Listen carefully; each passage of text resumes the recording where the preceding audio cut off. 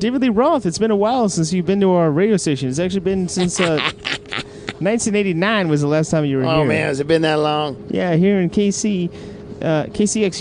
It's been that's right. Yeah, Lincoln, Nebraska. It's been a while since you've been in Lincoln, Nebraska. Oh man, it's good to be back. What do you do whenever you come to Lincoln? What do you do here? Oh man, well we just try to put on a good show. We put on a good show every night at this tour. It's been a lot of fun. Me and Mike Love. We do songs of the Beach Boys. I just did California Dreamin', and we do a bunch of other songs too. So, now, how did you hook up with Mike Love of the Beach Boys? Well, it seems like an odd pairing. You know, I mean, you guys, you're a hair metal guy, and he's a surf rock guy. Back when the whole Van Halen thing ended, I went out and did my own recording. I did this California Girls cover of the Beach Boys song. They like that. They like your rendition of it. I think they did. The lawyers didn't mind either. And so, anyways, about 2 years ago. It sold a lot of copies of that. I had the cassette single when that came out. Yeah. Just a Gigolo too. That was one of my big hits too. That was a great one. Yeah. So anyhow, Mike Love called me. His management called me about 2 years ago and said we're thinking about doing a tour of the smaller markets. We're not talking about New York and Chicago and all these places. Yeah, we did the big Beach Boys thing there, and people think that New York and Chicago, that's where the cool stuff is going on, but they don't realize that Lincoln, Nebraska, we have a great scene down here. Did you check out our city a little bit? I did a little bit. I got a little chance to get out. I was down to Marriott Hotel, and I got a chance to check out the Starbucks there and all that stuff, but we had a lot of good times down there. I've been down there many times. I really do appreciate all the people down there. But I gotta say, did you get to check out our? We were playing the county fair, which has been really fun for us to be able to see all the people out there come out and enjoy the summertime blues. Yeah, I saw that. I saw that show. I was out there. You guys did a great show. You did a great show. It was very lively. Yeah, we do about great turnout. The crowd really liked it.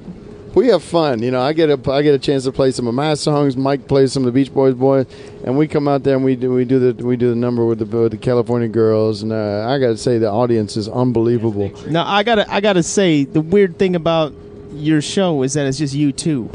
There's two guys out there. I mean, you're singing. Mm-hmm. There's some kind of we got a backing track. I hear all the music. Yeah, we got a backing track. Is there a band back there playing it? No. Well, there is on the record. On the recording, there's a good band. Yeah, they're one of some of the great session musicians on LA. They sounded great. They sounded great. These are guys that played on.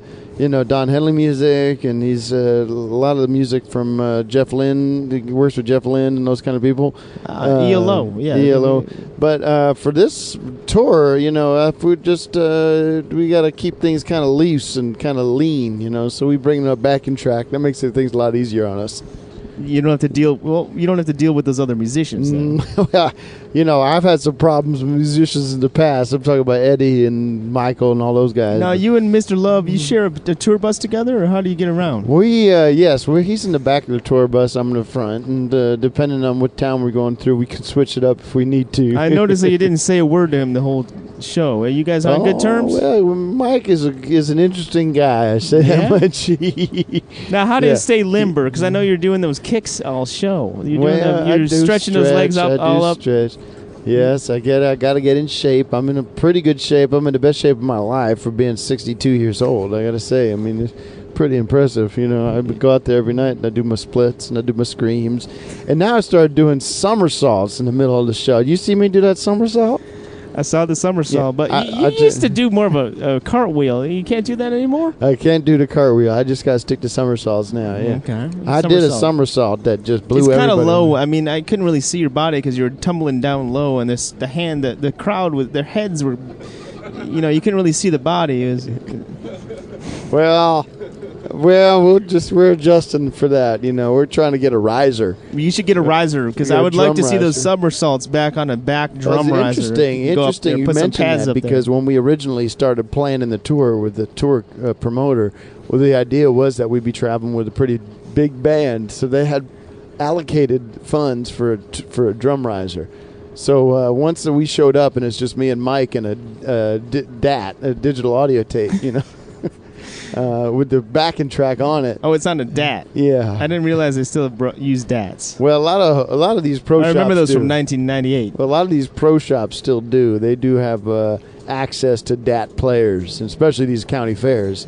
But I just realized that maybe we can start using that drum riser, because now it just sits back there inert, and it's a place to put that DAT player should she be used. So I might just make that riser the place where I do that somersault. Because they think that there's going to be a drummer. Mm-hmm. So they set the riser up. Yeah. And Mike... For Alex. Mike Love said to him, don't bring him up. Oh, man. Oh, Alex Van Halen. Yeah, he's bad news, man. He's bad news. What's wrong with Alex? I thought you guys were... didn't you just have a recent comeback with Van Halen? Yes, but he called me the N-word for some reason. He called you a nigger? He looked me in the eye. Is that the word? That's the word I'm thinking of, yeah. I'm not going to say it on your radio show. That's on you. It's just a word. But he looked me straight. Just verifying what word it was. He came up to me nose to nose, eye to eye, and said, "You're just a N-word." Oh, well, that's not nice. I mean, you must have... Did you provoke him in any way, or? I punched him in the stomach. Oh, beforehand? Mm-hmm. Oh. But Mike Love is an interesting... What about Eddie? Now, he's a great guitar player. What's it like playing with Eddie Van Halen? I mean, hearing the screeches of his wailing when he's wailing away on that Strat. I wish him the best. That's all I'll say. I mean, he is a troubled personality, and he has a bad attitude, and he's a drug addict, and he is addicted to cocaine and alcohol and sex as well. He's a sex addict as well. So now, didn't he date that little number from the '80s TV show? Valerie Bertinelli is a good friend of mine. They did not. That relationship, unfortunately, ended because of his addictions. They're not. Oh, okay. So I wish him the best. And I want to just, if we could just change the subject here, because it's getting a little grim. All right. And Diamond Dave doesn't like talking about bad news. Sorry about that. Here we are in KXLU. I want to big a shout out. Today's Mike Love's birthday, so I want to wish him a happy birthday and just thank him for being such a big supportive part of this show. And without Mike, this show wouldn't be happening. I'll tell you that much. And thank you, Mike. Mike, if you're out there, I could put Mike on the phone for you if you want. Yeah, he's bagging the tour bus. Hold on, let me get him for you. Mike, come on out here, man. They want to talk to you about the big show we got coming up tomorrow night. All right, hold on. Hey, how's it going there? Oh, hello. Hey, Mike. Hey, Mike, are you there? Hey. Oh, Mike. Hey, California, man. What's up? No, you're from the Beach Boys, right? Yeah, man. I'm the lead singer of the fucking Beach Boys. Fuck you for thinking I'm not. Well, what happened to Brian Wilson? Fuck him, man. Brian Wilson gets too much credit for that shit he does, that weird psychedelic crap. The reason we're on top was always because of the music I wrote. I'm talking about music like Fun, 409, Surfing Safari, this kind of shit. Now, you understand? Brian Wilson came up with a bunch of horrible jazz music that he made us record that lasted for 10 minutes. Pet Sounds kind of thing? Pet Sounds shit. Nobody listened to that crap except some hippie beatniks.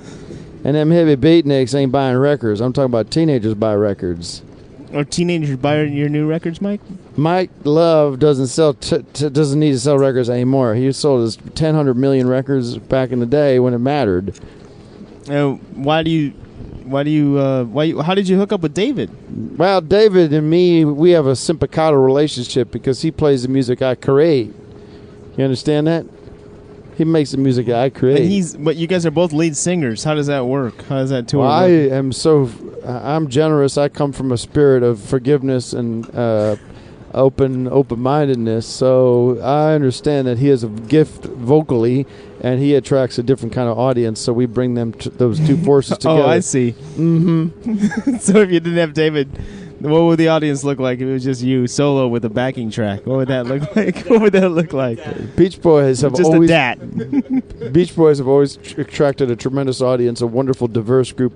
Grandchildren to grandmothers, 9 years old to 90 years old. I mean, you look out in the Beach Boys audience, and there is nothing like it. It's the greatest audience ever, and it has got nothing to do with Brian Wilson or all that crap. Do you mean that there's one 9-year-old and one 90-year-old? You don't understand, man. It's the whole range of diversity that the Beach Boys attracts, because people like good music. They like the sound of people that love playing the music they're listening to. Now, when you're playing at a county fair, are they there to see you, or are they just passing by with a turkey leg?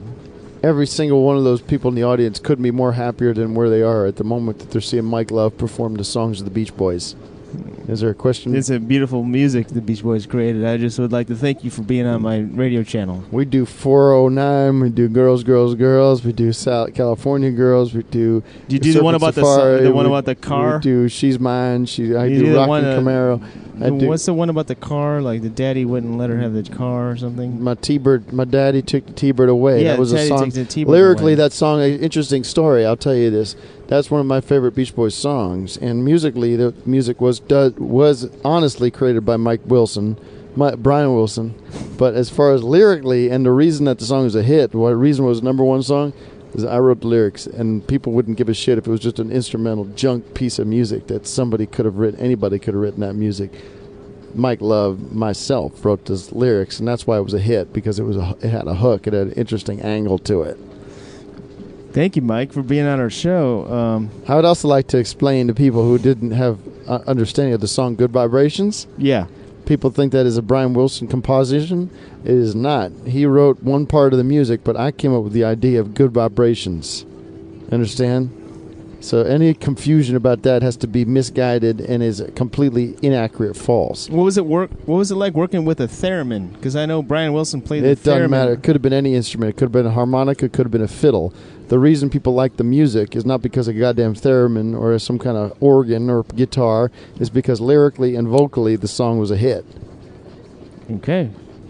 Absolutely. It was a great hit. And you can take the theremin out. You can take the drums out. You can take the bass guitar out. You can take the guitars out. You can take the organs out. It was a fantastic song. You can take the tambourine out, but you can't take the vocals out. You cannot take the melody out, and that's why the song was a hit, because the lyrics and the vocal delivery performed by me. Well, didn't Brian Wilson sing that song? No, I sang Good Vibrations. I'm picking up good vibrations. She's sicking me, zigging vibrations. See, that's the difference between some jazz bullshit, instrumental crap that Brian Wilson shits out from his retarded mind. Now, Mike, we're wondering and me, who's an actual composer of lyrics. Is there any bands that you've been into these days, Mike? The fans want to know, like, what have you been grooving to lately? Well, I listen to music of Beach Boys. I listen to the Mike Love group, which was a group that existed from 1986 to 1989. And we had 10 records. Yeah, you listen to only your music. Is there any other artists that you're into? Is there any other artists that you like? I love U2. I love music of U2. Post Zooropa. Oh, did you get the new album? Did you get the iPhone album? I have not listened to the new one, but I'm thinking of the How to Disassemble an Atomic Bomb and everything that you wish for has come true. That album is one of my favorite records from U2. Oh, I never heard of that one. But back in 1986, my record label, Brother Records, put out Mike Love Band, a record called Holy Hottie, and it was a music that kind of goes back to that original surf sound that we created. Mm-hmm. With a modern twist, thanks to John Stamos, who provided production support. Now, who can be credited with the surf sound? That would be myself, Mike Love, Jan and Dean, Buddy Holly, and Mark Santos.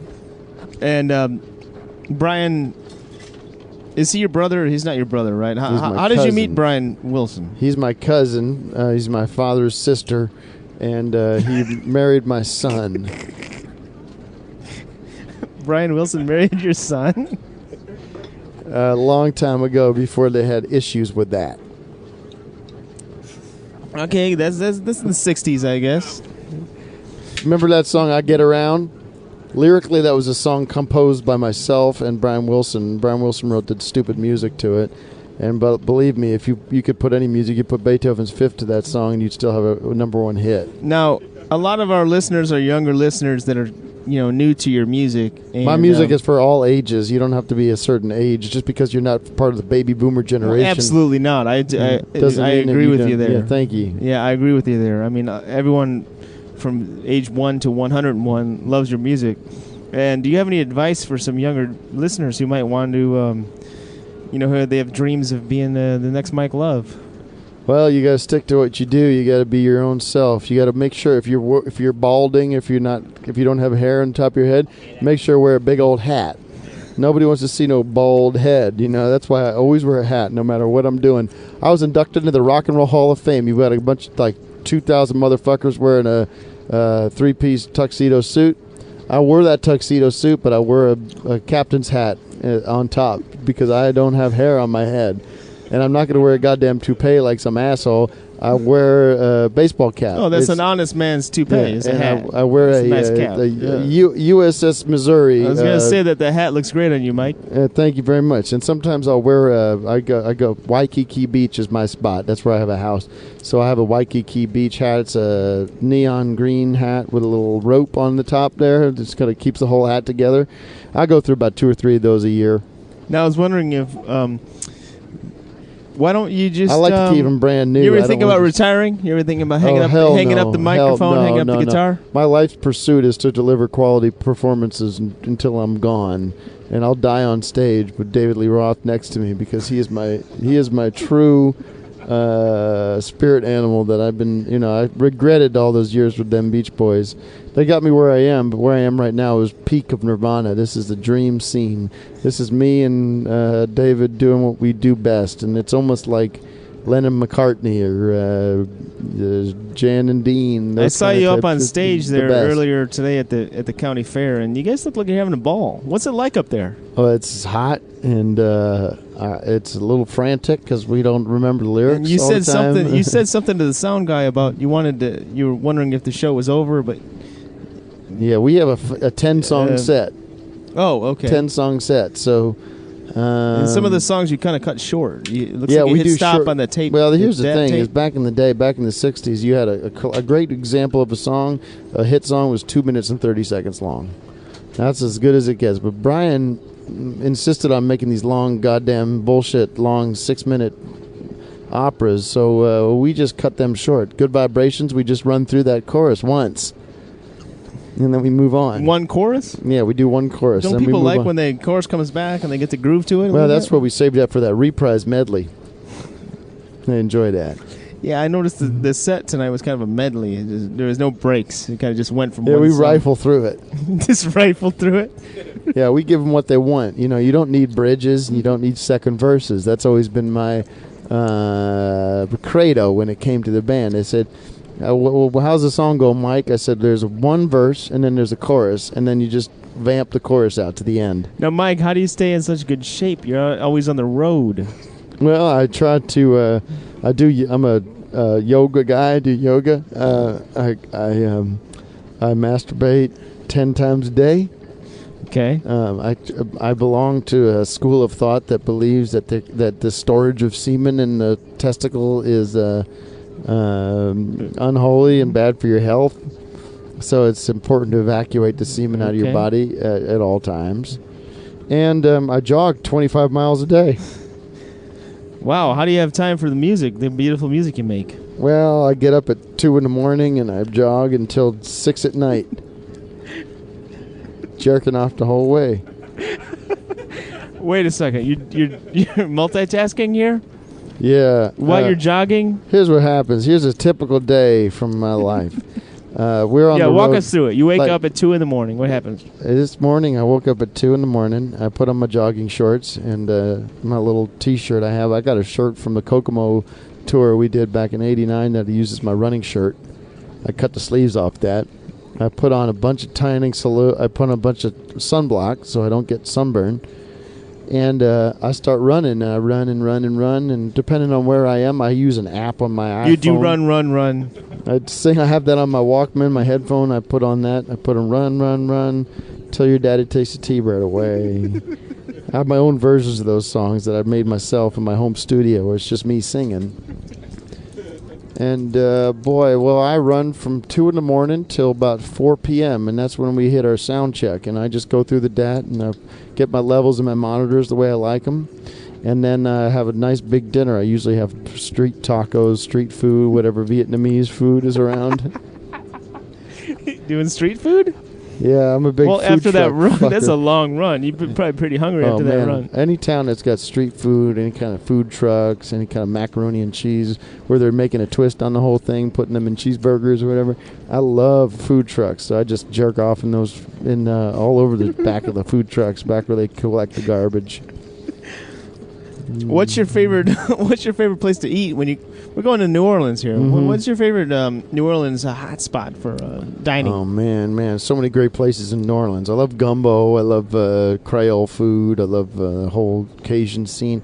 There's a Burger King by the airport. That's where I usually end up.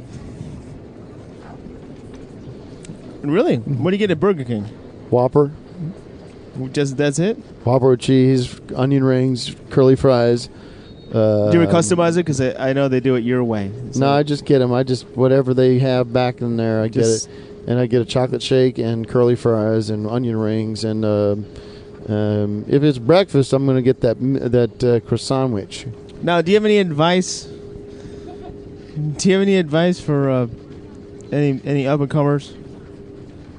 Yeah, do what you do. And, if you're losing your hair, I suggest you get yourself a nice hat.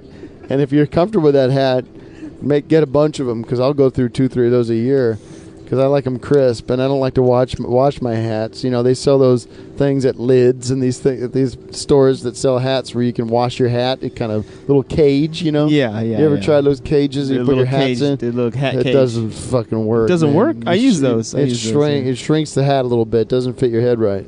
But I get adjustable hats. I don't know if you've seen these hats with the baseball caps with the little notches in the back, almost like a belt, that you can adjust the size of the hat based on the size of your head.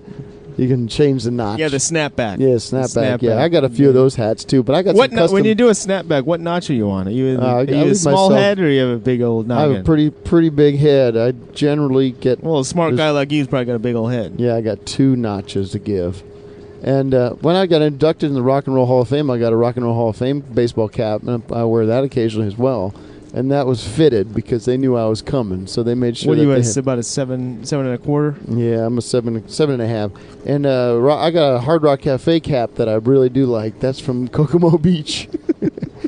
Yeah, I do like that cap. Well, now I gotta ask this. This is a dumb question. Like, yeah, I've been a fan of you guys for a long time, and I don't even know where the hell Kokomo is. Where is Kokomo? That's in the Caribbean, and it's one of the great beaches in America. Do you live there? Where do you live? I live in Malibu, and I have a house in Malibu, and I also live on Hawaii.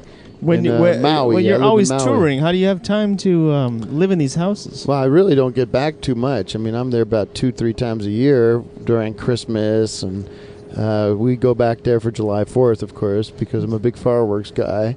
And where are the best fireworks at? Malibu or Hawaii? I go to the Big Island. No, I go to in the Valley. I like the North Hollywood fireworks, Studio City. Oh, okay. Yeah. And sometimes I go to Washington, D.C., and we had the Beach Boys reunion concert there in D.C. at 76. Oh, 76. That's a while ago. That was a real long time ago, actually. Yeah, it was me, Brian, Al Jardine. You ever talk to Al, or you ever talk to those guys? Or yeah, I keep up with them. Yeah, we had a reunion 50th anniversary tour just last year. We had a really good time with that. I didn't get the chance to speak to any of the guys during that tour because we all travel separately, and we don't have. There isn't really an opportunity on stage to catch up, Now, so. I got to ask you about David, Diamond Dave. Yeah. I mean, is he? Okay. I'm gonna go with that. I'm gonna go there. Is he slinging dick? Is he? How's that? I'm not sure. Is he getting some road? Is he getting some road? Is he getting some road tail? Well, David is married to a wonderful woman, Samantha Jean, and she's been with us for some of the tour. But when she's not around, he does play. When the mouse is away, the cat does play. Of course he does. It's Diamond Dave. What do you expect? And I respect him for that. And he is a lover of women and men and all kinds of creatures. Men? And he'll take it whatever he can get it. I mean, he is intense lover. And sometimes even on the bus here, have you ever had a chance to It's just him and I on the bus. Hang out with David? It's just him and I on the bus. We have the bus driver, but our tour manager travels separately. Well, that bus driver must turn a blind eye sometimes. And the techies travel separately. So our bus is just me and Dave. Okay. And about 3 nights ago, we had just done. It was the Cincinnati County Fair, and we pulled off. We had about 10, 12 beers after that show, and ate a bunch of pierogies at the county fair. It's like a Polish dumpling, right? Yeah, beautiful pierogies. I probably had about 25 pierogies. Some of them were cheese. Some of them were filled with meat and onions and this and that. And I overdid it, I'll be honest with you there. I had too many pierogies. They were deep-fried pierogies. And some of them were beer battered, as a matter of fact. Now, I had a case of beer before the show. A case? To loose up. A case? I had a case of beer before the show. Is a full 24-pack? Yeah. Case of Heinekens. And about what I consider to myself a case of pierogies. Oh, wow, that's a lot. Now, we have one golden rule on the bus. What's a case of pierogies like? 24 pierogies. Yeah. Now, well, after a long run, you're staying healthy. You're a healthy guy. So. Yeah, I mean, I knew that I was going to be running most of those carbs off the next day, but I let myself go a little bit, and I ate all those pierogies. And we got one golden rule on the bus, is no shits in the bus. You're not allowed to take shits in the bus. So, what do you do when you? Well, when here, let me tell you what. Well, this is what I'm trying to get to. This is the story. So, David and I were sitting on the bus, and we're heading out of town. It's about an hour after, and we're having some wine because we had a bottle of wine open as well, and we're kind of going over the notes of the show because David is a perfectionist and he's kind of going through what he thought could be better about the show, and we're having a good time talking about the specifics because we're both perfectionists. And it starts to hit me. My stomach starts rumbling. I'm thinking, I got to shit because these pierogies are not sitting well with me because I got problem. I didn't realize there was all that glucose, all that gluten in the pierogi dough. The gluten will fire up those intestines one day. Yeah. So I'm in my stomach. You can feel my stomach growing big. I got that case of beer and a case of pierogies building up in there. And I said, I'm gonna spray. You can't hold that one in. And David looks at me. He says, "Brother, I love you, but you cannot use that bathroom, that toilet in there for that. It's for number one only. That's for urine, and that's all there is to it." So I said, "Well, then we're gonna have to pull off the side of the road, hit a Burger King or something like that, so I can go in that public room and spray." And Dave said, "Well, that's not gonna work because man, we are already behind schedule." I said, "Well, I don't know what the fuck you want me to do." He says, "Spray in my mouth." I said, "Excuse me, I'm into some wacky shit. I mean, I'm from the 60s, and we did acid and we did coke and blow and sure, yeah, the 60s marijuana. was pretty wild. I was at the Maharishi with the Beatles, Sure. We experienced transcendental meditation for the first time together. Me, Donovan, Mia Farrow, and Al Jardine. Was he there too? And Donovan, Al Jardine wasn't there, but he was in there. He went to some TM lectures back in Beverly Hills years later. But anyways, I said, "Dave, you must be nuts. I'm not gonna shit down your throat." And he said, "Well, we don't think we got too many other options here, brother." I said, "Well, listen, man. If this is the way, if you're cool with that, I'll do it." Sounds like the only option there was, really. I mean, couldn't you just put a plastic bag over the toilet? Listen, you're talking to two guys that had a case of beer and two bottles of wine in them. So, and a case of pierogies. Man, well, never mind that. Two bottles of wine. That doesn't affect your judgment. We had a bottle of wine before the show and a bottle of wine after the show. Oh, that's two. Okay. So, long story short, man, I just squatted over him and sprayed my diarrhea down his throat. Now, did your ring get on his mouth? No. There's no penetration, if you will. Wouldn't it kind of like splatter around on his cheeks or something? I suppose he got some. You put down some newspapers or what? No, it was pretty clean. I mean, I just somehow. Oh, it was a sharp shot. Yeah, so it was no problem there. It was a there. tight shot. You gotta. Yeah, he created a bit of suction around butt cheeks. Okay. But he didn't stick his tongue up my ass. Sure, I didn't there was no sexual that, kind of, it was not. It wasn't a sexual thing. It was just two men doing business together. Yeah, sure. Yeah. So anyhow, trouble with that down there is you still got to wipe. So we had some paper towels and he cleaned me up pretty good. Oh, he did that for you. That's nice of him, Diamond Dave. Yeah, that's what happens, man, on the road. It's on the road. That's a road story. That's a classic road story. And it becomes a little bit of a weird scene because we're the only two guys on that bus, And I said, well, thank you very much for accepting my load. And if you ever need me to pay you back, I mean, I don't know if I would be willing to accept your shit in my mouth, but if there's anything else you need me to do. It sounds like Diamond Dave owes you one. That's right, he does. Yeah, I suppose he does. I owe him one, that's what you mean. Well, he owes you two. Number 2. Yeah, well, listen, I got to get going, man. I got to start getting ready for the next show. Thanks for being with us, Mike. Want me to put Dave back on? Or? If you want. Or let me put Dave back on. Dave, are you here? We're going to wrap this up. Hey, man, what's going on there? You still there? Yeah. Yeah, Mike just told us about that story when he shat in your mouth. Yeah, I guess I did, didn't I? Yeah. Well, you gotta help a brother out. That's a great road story. Yeah, that's just how it goes, man. Listen, you all gonna come out to the show tonight? We're gonna have a good time. Yeah, well, it's at 4 p.m., right? Yeah, we're playing 4 p.m. We got Tesla playing with us as well. Great band, Tesla. Really good guys. They're gonna be playing Signs. Oh, is that their album? No, the song Signs by Tesla. Oh, okay. They're an acoustic metal band from the 90s, early 90s, late 80s. They did the record Signs. No, that wasn't that a cover, though? That's true, yeah. That wasn't even them. That was like the Outlaws or something. No, that was somebody else, man. I can't remember what Tesla did. They did some good songs, though. There were some of my favorite musicians. They made my favorite songs.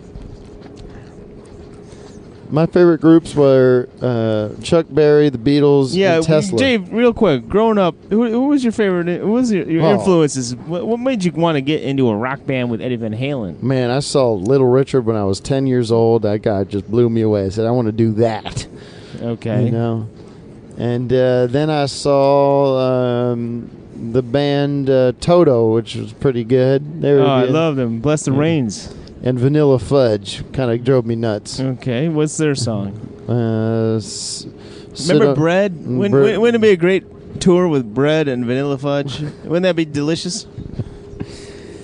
I suppose, man. Yeah, I guess. I mean, then of course there was bands like Canned Heat. Paul Revere and the Midnight Riders and Chunky Cheese, that group. And now, what did that guy ever say with that Louie Louie song? Remember that one?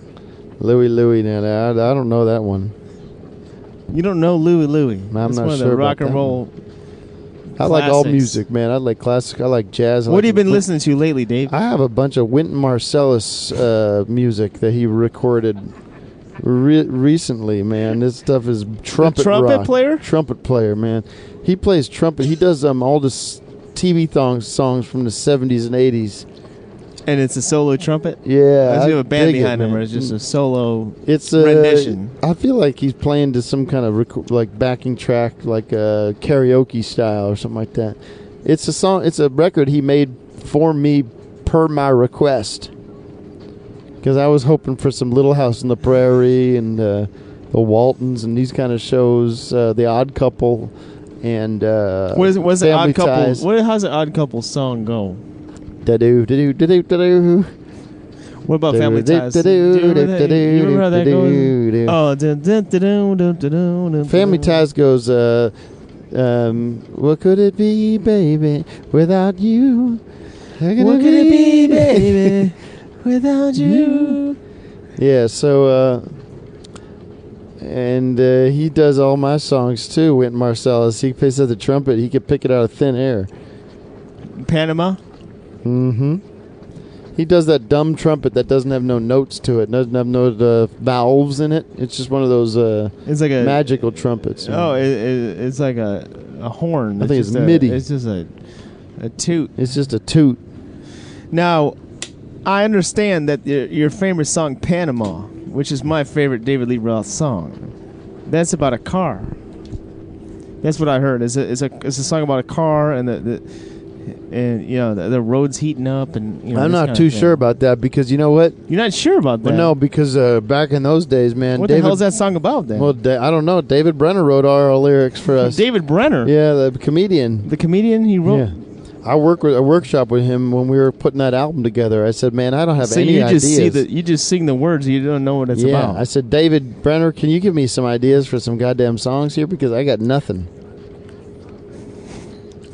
So Eddie had that riff, and David Brenner came by, and he said, Panama. How about the Panama thing with the Noriega in the news? Oh, okay. So then he gave me that idea. I thought it was about a car. Now, what about Jump? That's David Brenner's idea, too. Really? David Brenner came up with Jump? Yeah. Now, why would he write something called Jump? Because that's one of my favorite songs of all time. Dun, dun, dun. That was a lick from Eddie Van Halen. That lick is why you like the song. Lyrically, it's nothing. I mean, Brenner just said, listen, how about we just talk about jumping up and down? I said, if you think that's going to sell records, I'll do it. I don't give a shit. We could sing about men shitting down other men's throats. If it's going to sell records, I'll do it. Well, we're almost out of time. All right. Well, listen, coming on down to the show tonight. It's the Lincoln, Nebraska State County Fair, whatever it is. And we're going to be giving away free tacos. Are going out at 4 p.m. Christopher Cross is going to be coming on after you. Yeah, and we got free tacos we're giving away for an hour before the show. Have you ever met Christopher Cross? Did you get a chance to meet him? I know Chris. We played a lot of shows together. He's going to come up on stage and do a little medley when we get into the California Girls section of the show. Oh, that's beautiful. Hell yeah. Okay. I got to tell you something, though. The California Girls part of the show constitutes about 75% of the show, so just keep your eyes on that. We vamp on that for 25 minutes. That's a big chunk of the show right there. Okay. Yeah, it's the easy way to get the money. You get up there and you just vamp on a song. It's like it's Hey Jude or something like that. You go 25 minutes on that and chorus. Well, I can't blame you for milking the hits. Because those are some of my favorite. Well, if I had the rights to do Jump. Those are some of the greatest songs of American music. If I had the rights to do Jump, I'd be doing that for a half hour, but I don't. Oh, so. You're not going to do Jump tonight? Absolutely not. That's Eddie. It's a legal thing. So you can. What songs aren't you allowed? Can you do? Well, you're better off Smoking in the Boys' Room. Can you do that kind of thing? Unfortunately, no. What, you do like Hot for Teacher? No, I do California Girls and Just a Gigolo. Okay. And then I'd vamp on those two for a while, and then Mike does a few. He does California Girls. Speaking of Mike, do you ever talk to Mike Anthony? Mike Anthony, the bass player? Yes, I was at Mike because Anthony's. He was ousted from Van Halen in lieu of Eddie's son, who took over for bass. Yeah, I went to Mike Anthony's 75th birthday party last week. How's he doing? Is he still hitting the Jack Daniels? He's slowing down quite a bit. Yeah? Yeah, he's on his way out. Is he on a Rascal? I heard he's on a Rascal. He's gained a tremendous amount of weight, so it's hard for him to. He's just pretty much eating and watching whatever's on TV. And he told me he's figured out a new way of playing bass guitar. Yeah. From a lying down position. I said, Mike, this ain't gonna work. He said he's got to redesign the bass guitar so he can be down there on the ground. Yeah. I said, Mike, I wish you the best, but it's going to be a while before anybody gives a damn about whether the bass player's standing up or sitting down. It's true. The bass player just needs to hold down that rhythm section. Yeah. He thinks that there's some kind of market, some kind of need to cater to the bass player that needs to be lying down. I don't get that so much. This Mike used to be able to run around on stage, and now he's just a fat piece of shit that can't get out of bed. Well, Mike, if you're listening, we wish you the best. Yeah, I wish him the best, but I'll be honest with you, I don't see things turning around for him. Really? No. He's on a downward trajectory. Well, his wife is the big problem. She keeps on telling him he's doing okay, and this is the way God made you, and all this kind of junk. And he goes, "Well, I'll be fine as long as I can get in a band that's gonna let me play my bass guitar the way I need to play it, lying down." You can't even sit down in a chair? Hell no. Shit. Oh, I'm not supposed to curse on